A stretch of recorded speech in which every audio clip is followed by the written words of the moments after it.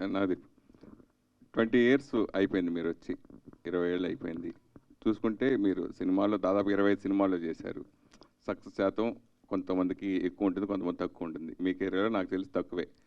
So అలాగే side business కూడా పెట్టుకోవడం జరిగింది. పబ్లు కానీ సైడ్ బిజినెస్ కూడా ఇలా అన్ని రంగాలకి బుల్లితెర చేయడం జరిగింది, ఓటీటీలు, ఇలా అన్ని రంగాల్లో. సో 20 ఏళ్ళ కెరీర్ని వెనక్కి చూసుకుని మీకు ఏమనిపిస్తుంది?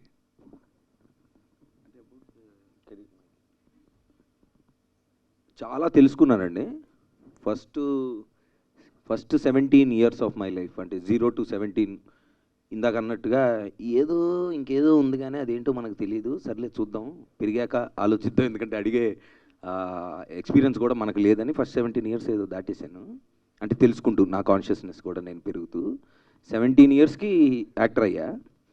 నెక్స్ట్ 34, అంటే 17 + 17, సెకండ్ 17లో 34 ఇయర్స్, అంటే మన లాక్డౌన్ వరకు ఎస్ ఐ నో ఎవ్రీథింగ్, నాకు తెలుసు అని బయలుదేరా. రోజు పొద్దున్నే లేచి మన దగ్గర ఏదో లేదు అది ఎత్తుక్కుంటూ బయలుదేరాలి అంటే. ప్లస్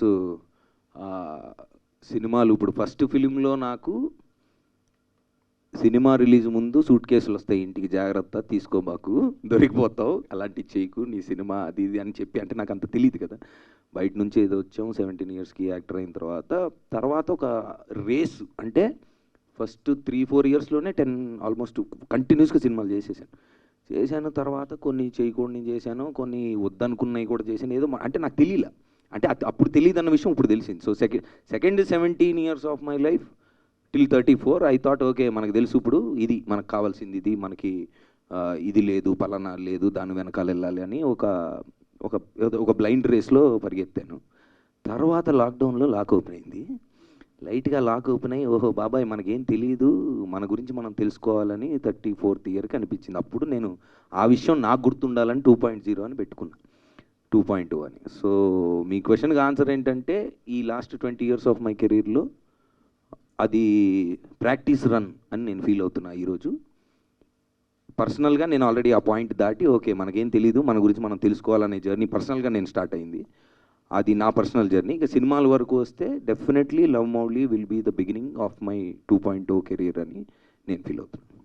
సరే, హీరోగా ఎంత పాపులర్, అలాగే మీ బిజినెస్ పరంగా మీరు పాప్ పెట్టడం, ఇప్పుడు ఎక్కడ చూసినా ఏం జరిగిన డ్రగ్స్ అనే నవదీప్ పేరు ఫస్ట్ వచ్చేస్తుంది. సో అట్లా మీరే 3 సార్లు తీసుకొచ్చారు ఇప్పుడు. సో అది ఇప్పుడు ఆల్రెడీ మనం దాటి, ఇప్పుడు మన బెంగళూరు రీసెంట్గా ఇప్పుడు ఆ టాపిక్ అదే మొత్తం జరుగుతుంది. దానివల్ల చాలామంది యువత మెయిన్ చెడిపోవడం జరుగుతుంది. అసలు రేవ్ పార్టీ అంటే ఏంటి? ఆ రేవ్ పార్టీకి మీరు వెళ్ళారా? అట్లా అది ఎలా ఉంటుంది? ఈయనకి ఇప్పుడు ఇంకొక 2 చాక్లెట్లు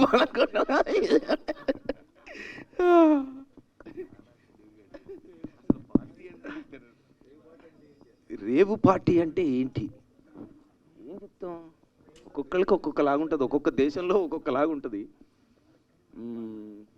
ఏం చెప్తాం దానికి డెఫినేషన్? రేవ్ పార్టీ మీరు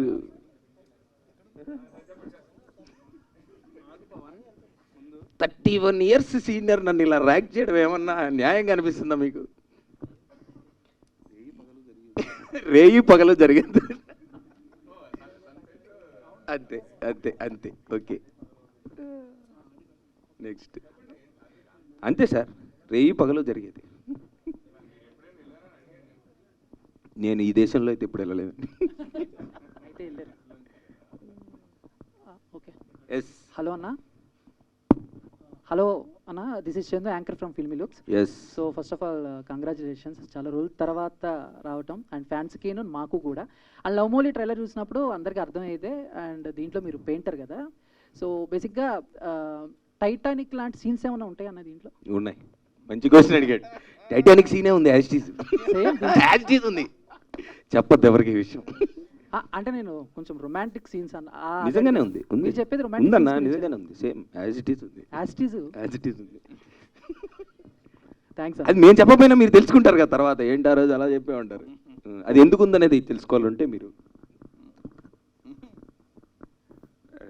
టైటానిక్ లాగా అంటే ఏంటి నీ ఉద్దేశం? అంటే యూ లైక్ టైటానిక్ మోర్, అందులో ఏమి ఇష్టం? అంటే అందులో సీన్లు ఇష్టమా? అందులో ఆ రెఫరెన్స్ ఎందుకు వచ్చింది? పడవ సీన్ దగ్గర ఇద్దరు ఇలా నుంచుంటారు కదా, పడవ టైటానిక్ లోనా? షిప్ లో ఇద్దరు ఇలా నుంచుంటారు, కొంచెం రొమాంటిక్ సీన్స్ ఉంటాయి కదా అవి.